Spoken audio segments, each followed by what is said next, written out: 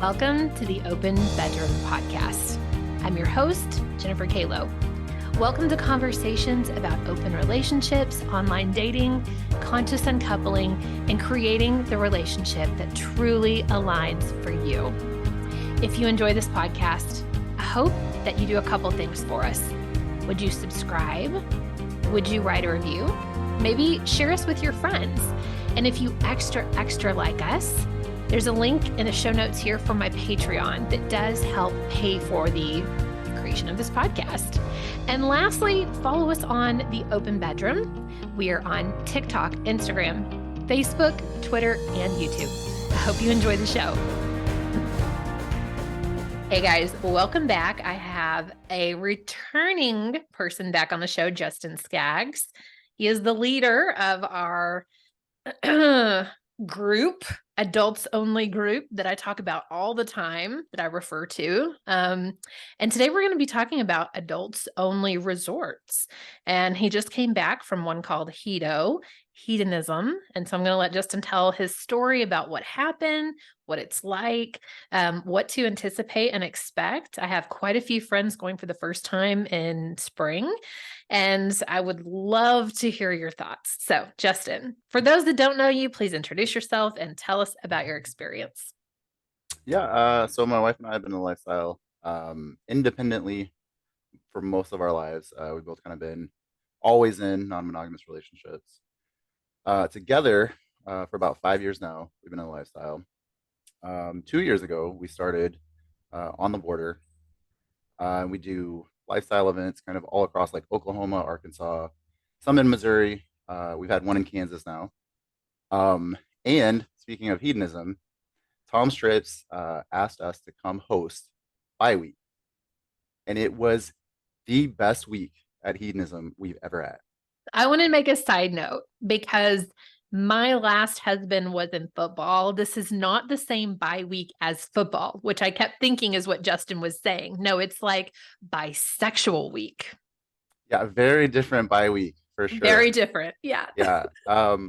It was great. So there was it wasn't just bisexual people. There were also trans men and women. There was a really, really smoking hot gay couple. Like holy crap, they both look like Captain America. Yeah. Um, there were like some lesbian couples. It was kind of just a whole mix of like everybody in kind of the LGBTQ space, Mm-hmm. and a handful of straight people as well. Um, so kind of everybody was there for bi week, and so this was I think our third trip to hedonism. Mm-hmm. We go for Miss No Swimsuit every year in March. Bi week was the most epic, ridiculous party I've ever been to. They had like classes during the day, so all kinds of stuff, everything from like how to like come out to friends and family to anal 101 and 202. Um, they had a like Motor Bunny came out, and they had like a whole setup for that where people could test that out. They had BDSM classes. Um, I mean, it was like equal parts educational Mm-hmm. and equal parts orgy for just a full 7 days. Like it was so much fun. Okay. So my first question, because I'm already hearing a lot of my audience say that feels like a lot. Like I thought an adults only, place was like people are just naked on the beach. Like it's just a nude resort. So can you like come back up and give us an eagle eye view of like what is it like to be at an adults only resort? And I also want you to answer. I have one client that I've been coaching who's decided that her and her partner are going to use an adults only resort as the place to open up their relationship. So is that a good idea? Is it not a good idea? Tell us all the things. Um, okay, I'm gonna start at the beginning Start of with like that. what to expect. So, what to expect? It's like anything else in the lifestyle. Nobody is ever gonna like force you to like participate in things you don't want to. You kind of do things at your comfort level. So hedonism too, in Negril, Jamaica. Um, they've got basically the resort is split into a prude side and a nude side. Okay. Okay, and you can be naked pretty much everywhere except for where food is served. That's the only food safety is important. Um, but if you're a little reserved, you can still go and have an absolute great time. The nude side, you do have to be naked on. That's where they've got like the nude pool. They've got daily pool parties that kind of take place. Um, but you're never, again, you're never expected to take part in anything you don't want to. Consent is still the single biggest thing. I think like when we went the first time, we were incredibly nervous. It was very overwhelming. Like you get there and there's just, incredibly beautiful, sexy people walking around butt naked. Um, we weren't inexperienced by any stretch whenever we went the first time. But it was a lot to like walk into. By the end of the second day, we were just butt naked hanging out with everybody. Like you get comfortable really fast. And then as far as like overall what to expect, if you go to hedonism, expect world class nightly entertainment, the best food you'll ever eat in your life. They've got 5 restaurants, 3 bars. It's all inclusive. Um, you can learn how to sail there totally free. You can go scuba diving, snorkeling, kayaking out in the ocean. Um, it's I always tell people that if you were to take all of the sex stuff out of hedonism, it would be heaven. When you add the sex stuff, it just becomes hedonism. Like it's awesome. It's an awesome, awesome place. As for that being the start of your non-monogamous journey, I don't know that I would recommend that as a first time. I think for me personally, um, because it's 7 days of nonstop kind of stuff. I think most people when they start down this path, they have a lot of those really big, heavy conversations that take hours. And I don't know that I would want to be in my room at hedonism, hearing the pool party bumping and trying to talk about his big feelings and all that kind of stuff. Mhm. I'm sure people have done it. I'm sure it's worked out fine for them. I just don't know if me personally, if that's something I would recommend. Um, I would say at a minimum, maybe go to like a house party or something first. Maybe dabble before jumping literally all the way into the deep end. Um, Mhm. like it doesn't. Uh, so quick story of what we experienced this last week. Okay. Um, Tuesday is the catamaran trip. Anytime you book with Tom's Trips, they always do like kind of a special catamaran just for Tom's. The catamaran has 80 people that can fit on it. We had so many people go, we had to get 2 boats. Kaylee and I actually hosted one. We brought a great big vat of rum infused whipped cream, and everybody licked it off of everybody. It was an absolute blast. I don't know if that's something when we first started I would have been really comfortable with. Mhm. Because I mean the amount of mouth that were on my genitals on that boat, you know, the amount of genitals my wife put her mouth on that boat, the boobies that were licked, everything else. Like that's maybe a little like on the advanced side of Mhm. things. Um, I would say get a little other experience under your belt, have some of those big feelings like conversations, and then come out to this if everything is like going pretty well. Okay, so this Um, feels like graduate level. Like I don't think we would be prepared for this. yeah, it's it's a lot, man. It It's also a lot. feels like maybe a certain type of open, like open, open, not just slightly open, not the door is ajar open, but like you need to be really confident and comfortable with seeing your partner with other people and you being comfortable and confident yourself with other people. Like I can't imagine being on a catamaran with 80 people and there's rum infused whipped cream and you being the one in the corner like, no, thank you, please don't touch me. Right? Well, so I will actually say though there are people who don't participate. Uh-huh. So the catamaran goes out. You get to stop and like go snorkeling. Um, we went like swimming through some caves. Like it's super cool. It's a cool experience, even if you don't participate in the whipped cream.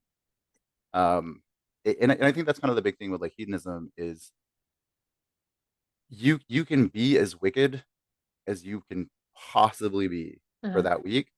Um, but if you go and you sit on the beach, and you just sunbathe naked for the whole week, mhm. you go to the shows at night, and then you go back to your room and call it a day. You're still gonna have a blast. It's still a place unlike any other. Um, so I think it's maybe it's the kind of place where you can go as far as you want, and I think there's a lot more like options. Like during bye week, they've got a Kama Sutra palace. During bye week, they changed it up to a massive orgy room. Okay. We never went to that. We opted not to. Like, we love a good old fashioned orgy, but we like an orgy where we know everybody. So that was something that for us was like that's maybe a little too much, for us for this trip. Um, but we had friends that went and they like just raved about like what an awesome experience it was, and they had so much fun. Um, so I think it's kind of it's like everything else in the lifestyle. Like there's no like set way to do things. You don't have to participate in everything. Kind of just go at your comfort level. Um, so I do think hedonism, even if you're on the newer side, you're still gonna have a blast, even if you don't participate in all of the over the top whipped cream licking sort of events. Yeah. Um, Orgy parties. yeah, the orgy parties. You can sit those out, and you're still gonna Mhm. have an amazing experience. Like um, it's serious. It's so unlike So the anything. way you've described it, immediately my mind went to Westworld, the show, where you go and you have this experience with these robots and you can kill them and you can fuck them and you can do whatever you want to them and you're in a totally different universe and then you can go home and be your normal self. That's what it makes me immediately think of is like you have not that you're going to kill or do anything terrible to Yeah, anyone, I'm just saying like the alternate universe that's within your world where like it's this escape that you can for 7 days go be crazy. You can have sex with whoever you want. You can be like as hedonistic as you want, obviously to other humans and with consent, but nobody at work or at church needs to know. Like, and you come back home and you just have to like you're your normal. I'm a mom and I own a business and I whatever in the community. And like what an amazing release that must be to fully be accepted and feel integrated into this place. And it's like having a whole nother family of humans that get you. Like, can you talk a little bit to dude, that? yeah. So before we went the first time, we joined some of the like Facebook groups and stuff for hedonism, right? Mm-hmm. And people would always say like, "Oh, 15 days until I'm going back home," and like, they kept referring to hedonism as home. And for me, that threw up like real strong cult vibes.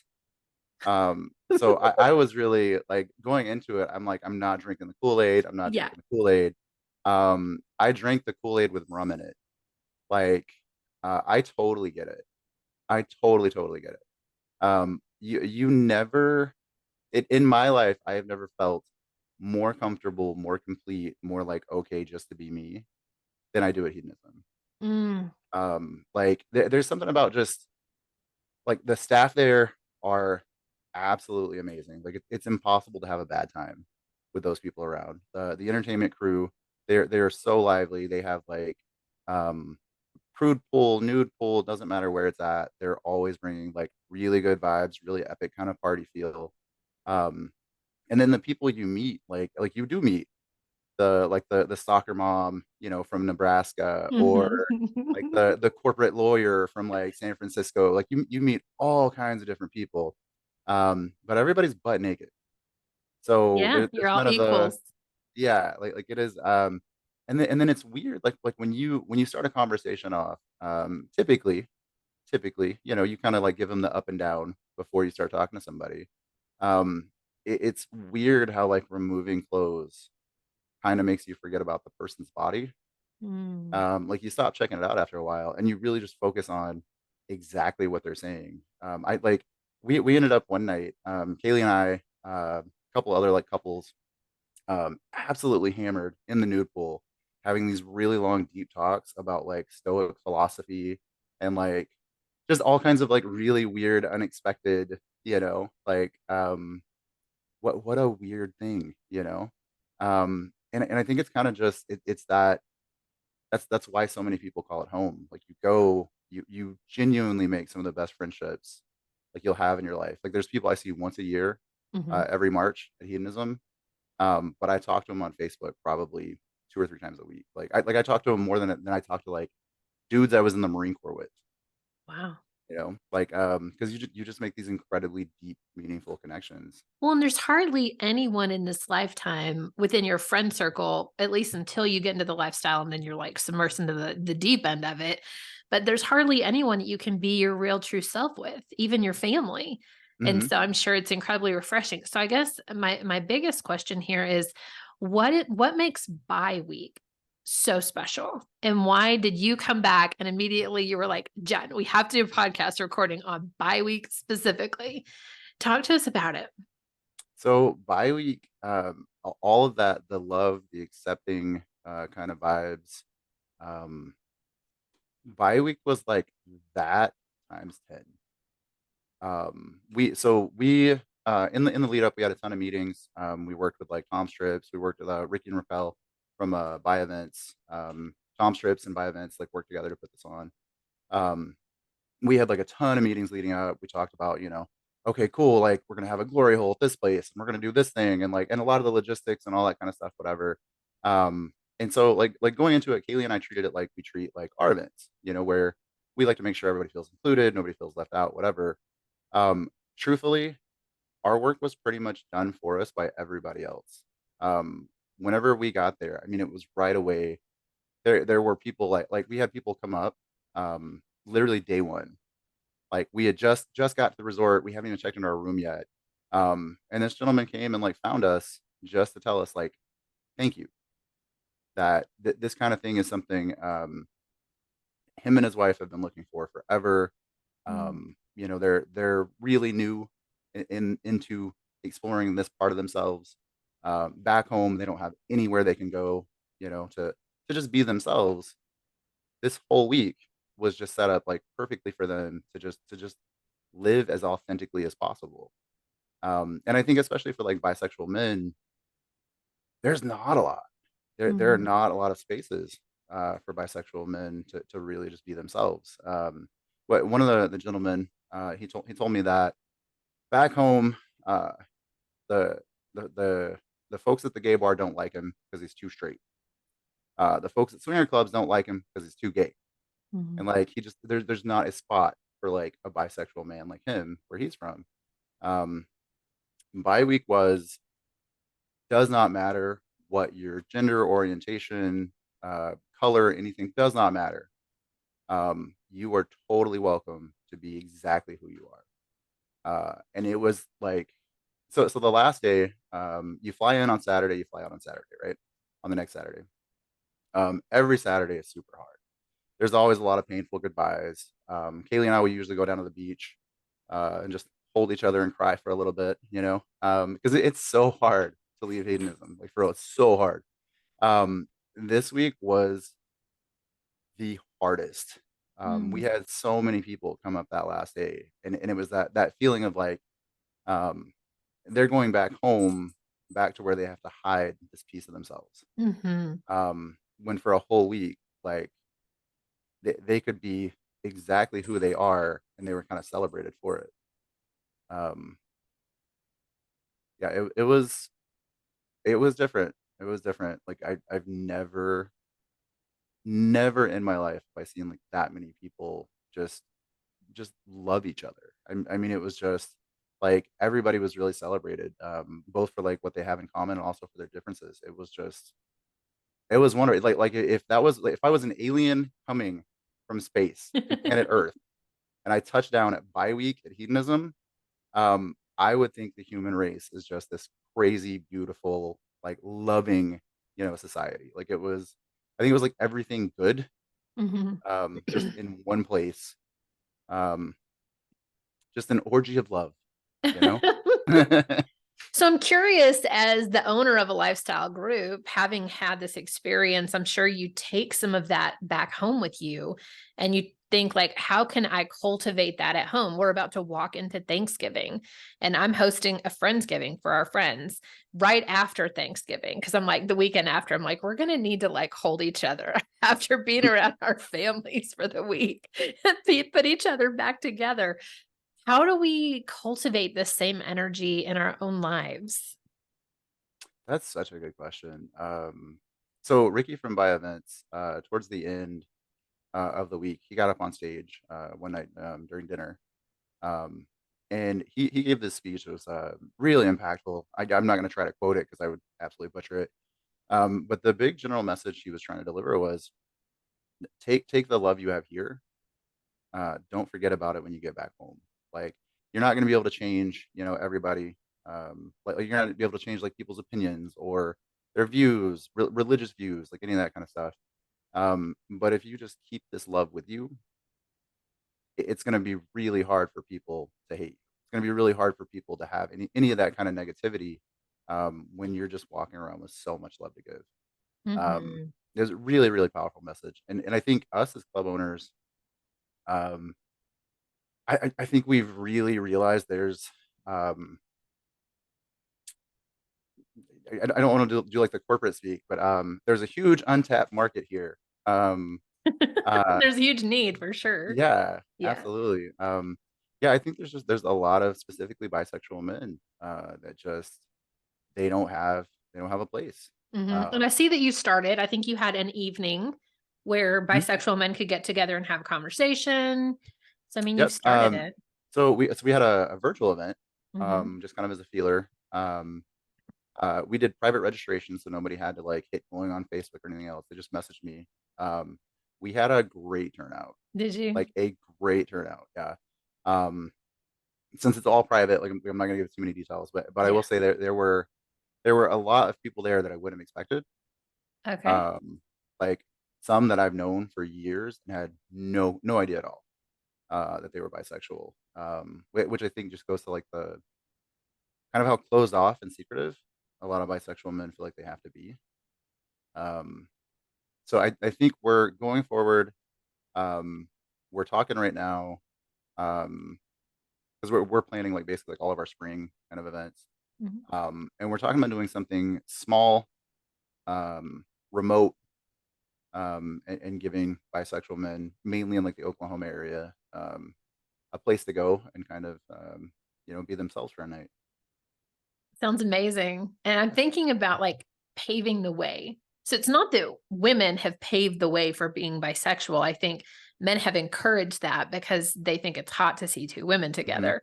And so for us, like me, when you finally come out and realize, oh, I'm bisexual, if you are, it's embraced. It's easy. I mean, I dated a woman earlier this year and we would go to her gym together and we would walk in and just hold hands and walk into the gym and nobody batted a freaking eye. When I'm out with our girlfriend, even the three of us, and I mean, it's a little different to see a throuple in real life versus see just two women holding hands, but even that feels way more accepted. So I'm curious if you've thought as well, like, how do we help bisexual men pave the way to making it more accepted? And I think a big part of that is to come out as being bisexual. Because if men continue to hide it, then other men think that it's not a thing and that no one else is bi but them. And like, how do we get to the point in society where bisexual women and bisexual men are viewed the same?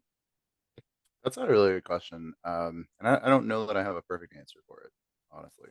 Um, I do think more bisexual men coming out would help. Um, but that's also one of those things where it's like I can't expect anybody to, you know, to do that. Yeah. But that is such a tough ask, I think. Um, I think, yeah, I don't know. I don't know. Let's yeah, do you got any ideas? Well, Can the you one that I have is I think for on the women's part, like I've told Scott, like I think it's wildly hot when I see two men together. I mean, it doesn't make Scott be bisexual. He's like, honey, I'm still straight. And I'm like, okay, are you sure? Like, are you sure you're sure? But I think the more as well that they're women, that us women can encourage that it's hot, it's sexy, and we're super into it, I think gives just another layer of permission. As well as it's difficult because as a woman, there's not a lot that I can do for bisexual men, other than be into it, think it's hot and be encouraging. Like I can't encourage, men anymore to like step into it. And I'm sure that there's like a layer of, if not actual danger, maybe perceived danger, either Mhm. physically or like retribution within the community. I know for like just in a broader sense of being in an open relationship, that in itself is still incredibly suppressed. Like you and I are one of the very few people in our entire group that are willing to be out. Joe Levitt is another one. I talk about the confident swinger all the time because Joe is such a great beacon in our community. But most of the people in our groups can't just hop on a video like this and go be live in public, or they don't feel that they can.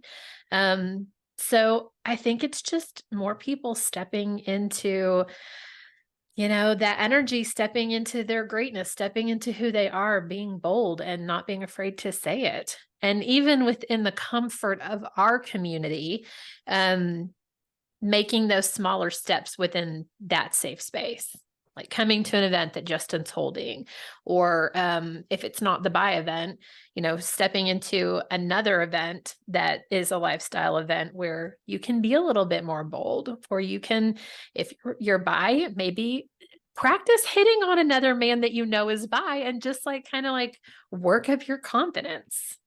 Am I giving you any ideas? I Is think any of so. this helpful? I don't know. Yeah, I think it's I think us as club owners, the biggest thing we can do is just provide that safe space, I think you know. so. Yeah. Um, and I think I've talked to some other club owners, like the Corral up in Pennsylvania. It's Justin and Stephanie are the name of the managers there, um, and they're phenomenal. Like they're just phenomenal human beings. They actually helped host by week as well, and I've talked to them a little bit. So their approach has always been, um, we're gonna do this.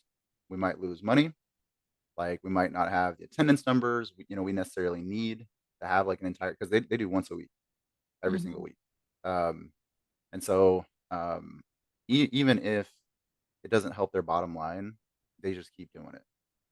And over time, it's grown like huge, to the point that some of their LGBTQ nights are actually outperforming their swinger nights.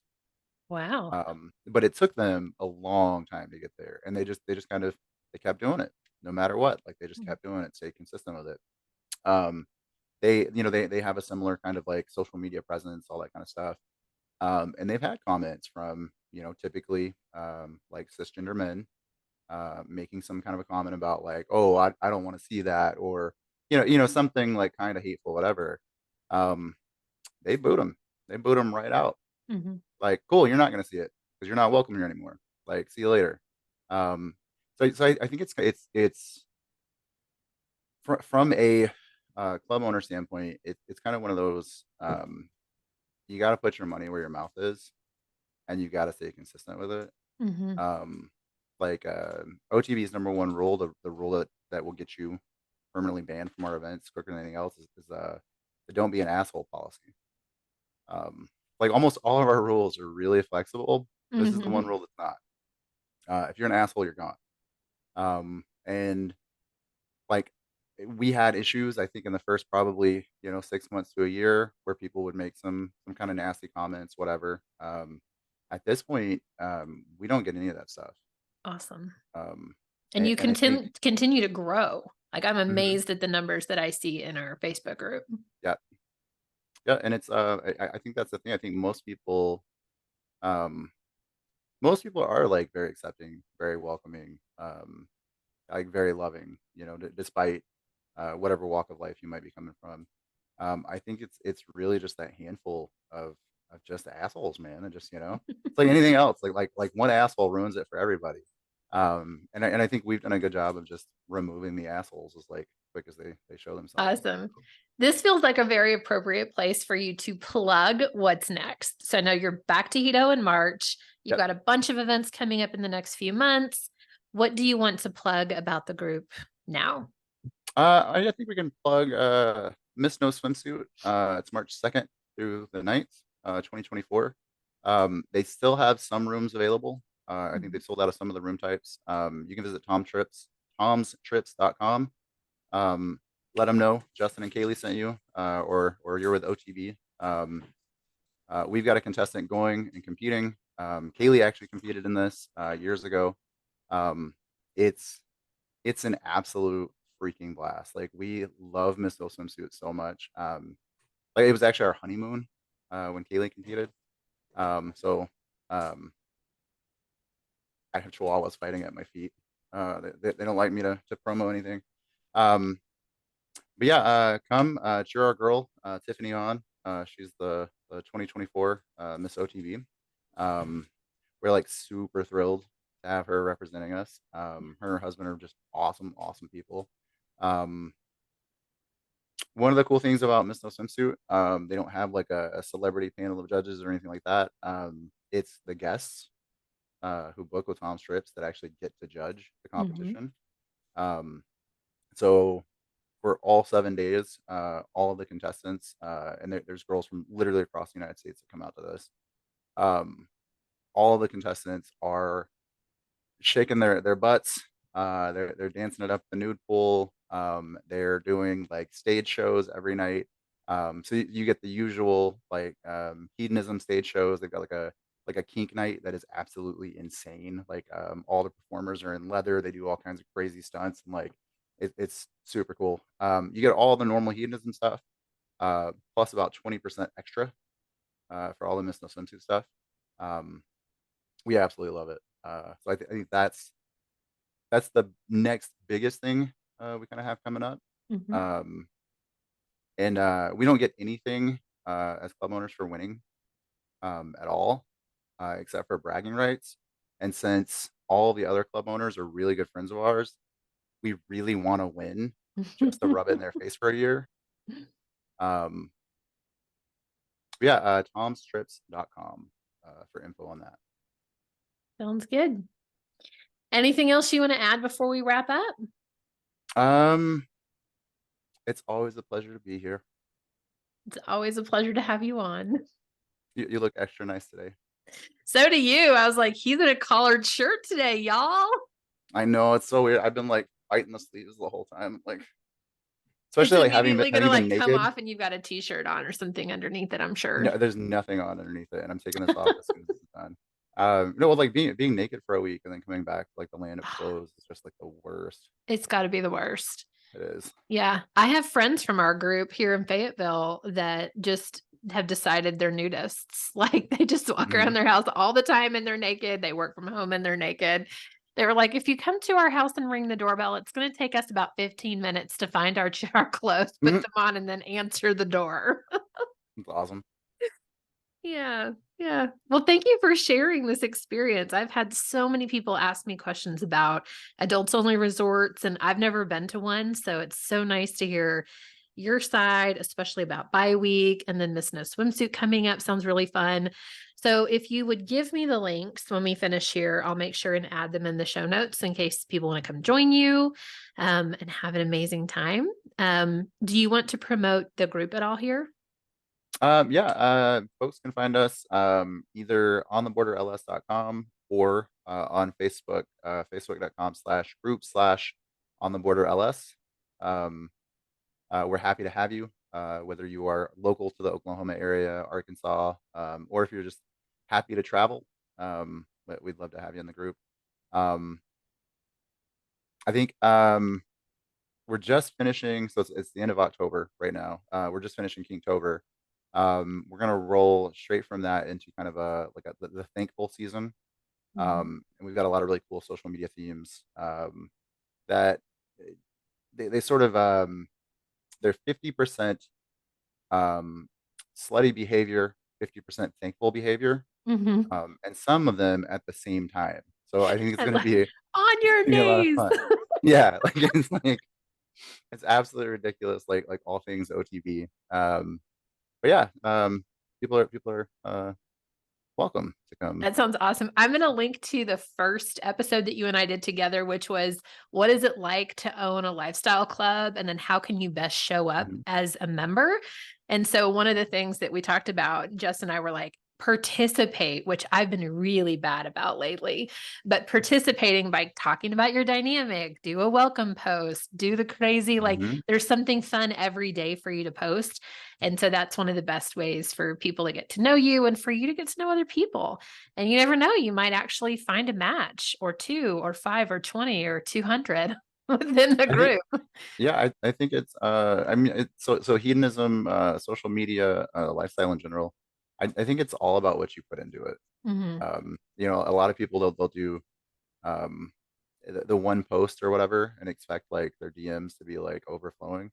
No, like stay consistent, put in the work, you know, and you'll get a lot out of it for sure. Mhm. Definitely. All right. Thanks, Justin. It's always fun. Yeah, thank you. Bye. So, swingers are really people that are married or in longer term relationships that desire to have sex with other people's partners. That's what swinging is.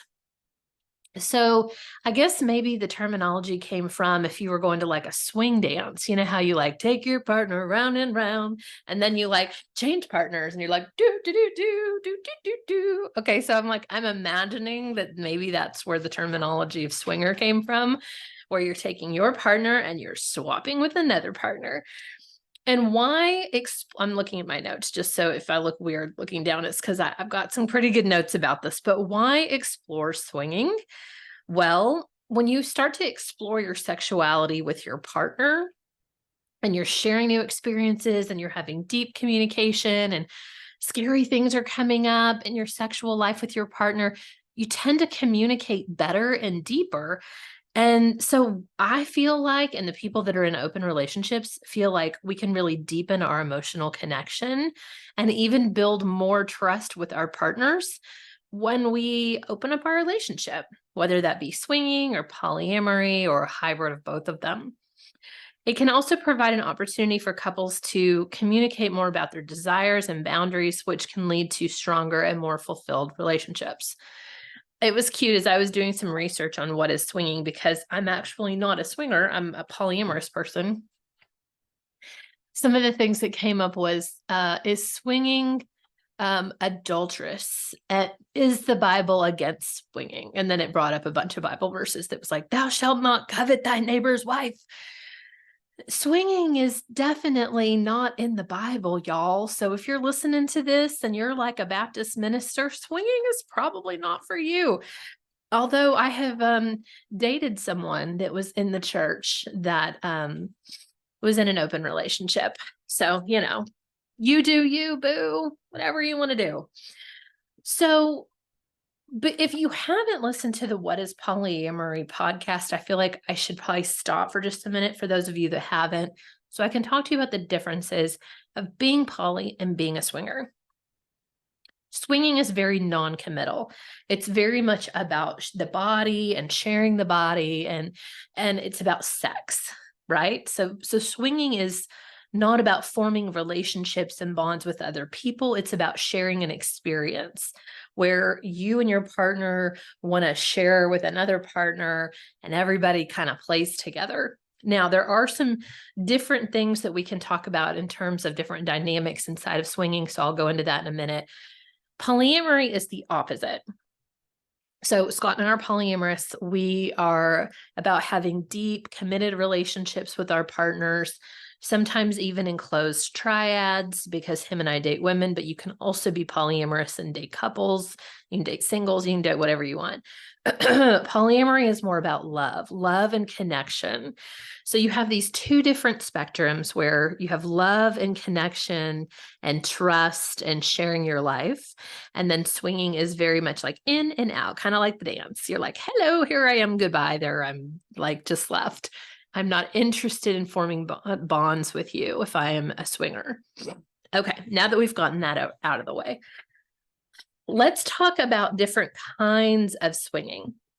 So you're going to have a specific arrangement inside of your what kind of open am I dynamic. So I like to always tell my clients when they first come to me and they say, I want to open up my relationship. I'm like, fantastic. What kind of open do you want to be? And that's where you say, I want to be a swinger. I want to be poly. I want to be a hybrid of the two.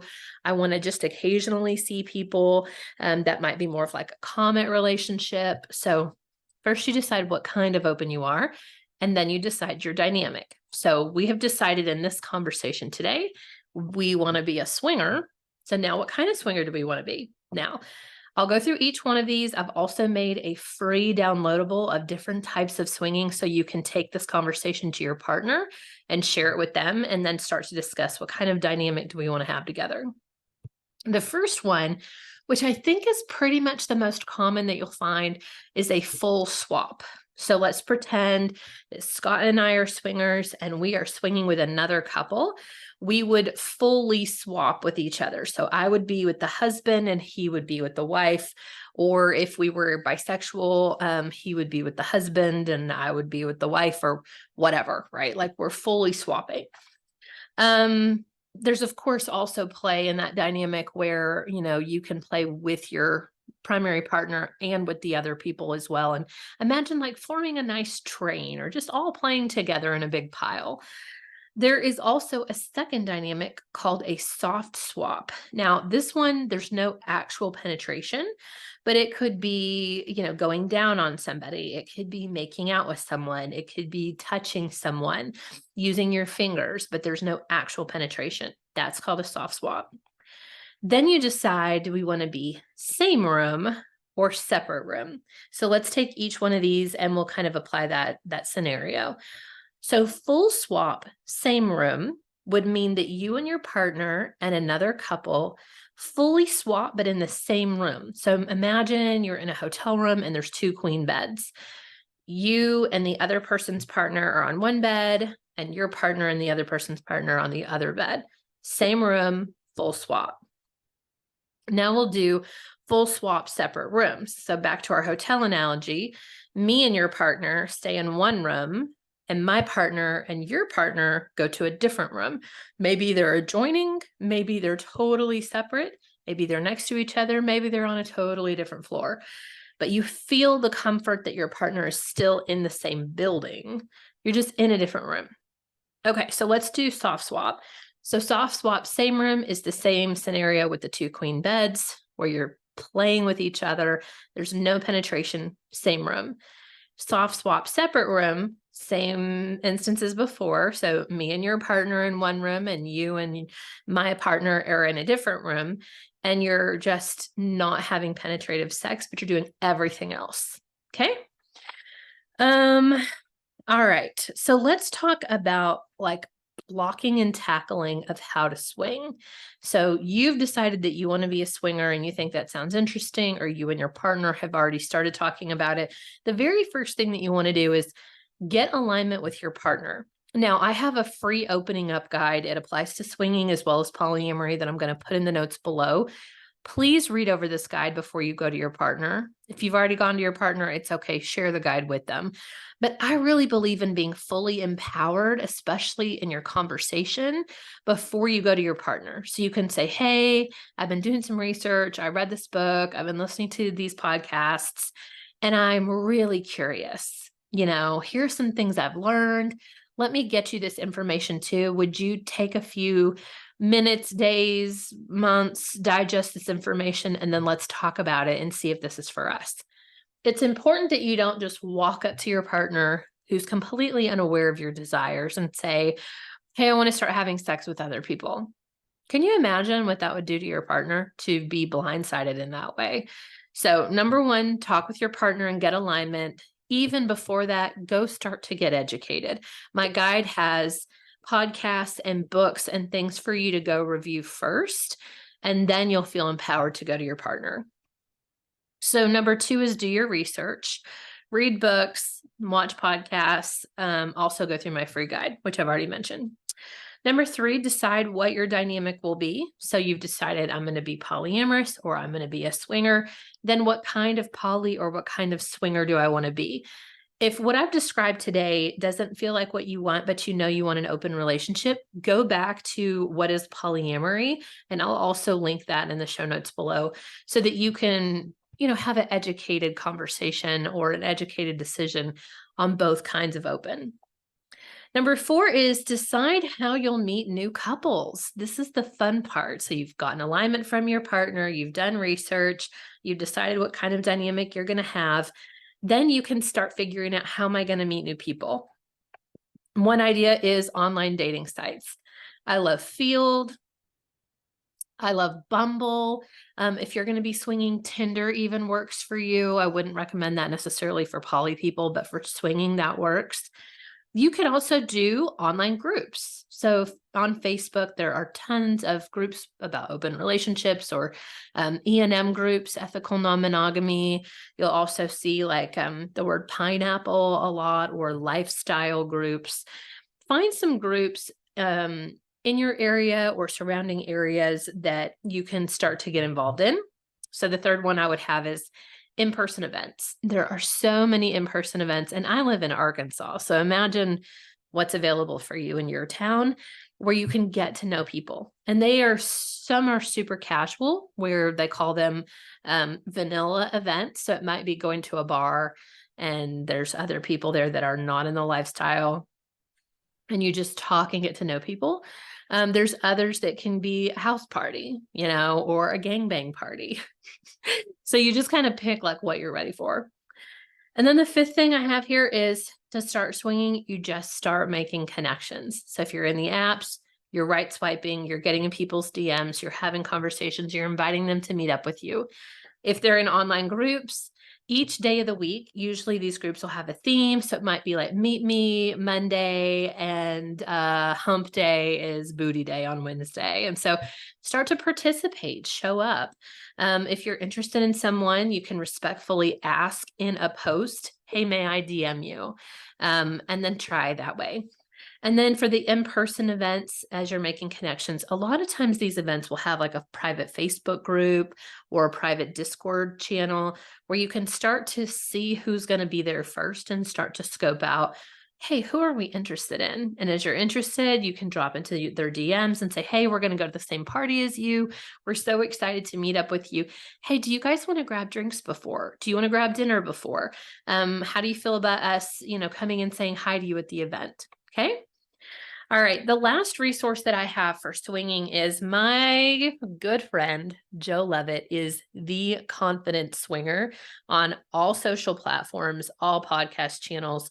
She's also theconfidentswinger.com. And Joe is amazing when it comes to anything swinger conversation. She also has like online groups and coaching that you can be a part of. She's a confidence coach. And so she can help you get ready to have conversations with people about swinging. She can help you if you're feeling, jealousy or insecurity about it, or you have questions around like, how do I navigate this with my partner? For anything swinging, I always say, go to Jo. She's amazing. I am the polyamory to her swinger. So if you have polyamory questions, please come to me. And swinging questions, please go to her. I will drop her link in the show notes. Okay, guys, I hope this was really helpful in terms of what is swinging and how do I start and what do I do? And in 2 weeks, I'll be dropping an episode about how to open your relationship. It will be, again, a little bit more 30,000 foot view, where I'm talking about, how do I create a dating profile? How do I find someone to date? How am I a good person to actually have a date with?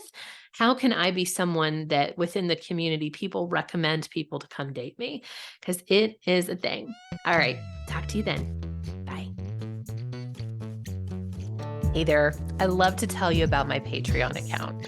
So as many of you know, as things become more and more censored, it's harder for content creators like us to stay live on these amazing platforms like TikTok and Instagram and YouTube. So what I've done is, our spicier content now lives over on Patreon. We currently have some really fun episodes up, like how to give amazing blowjobs. I also just recorded and uploaded my night in a dungeon with a dominatrix. What can you expect? Weekly episodes and weekly content, some of it being sex ed, some of it being story and erotic telling, like I just did with my night in the dungeon, some of it being more podcasting where we have a guest on. So for an entry price right now of $5 per month, you can hop into my Patreon account and check it out. Check the show notes below for more information. Hope to see you there. Bye.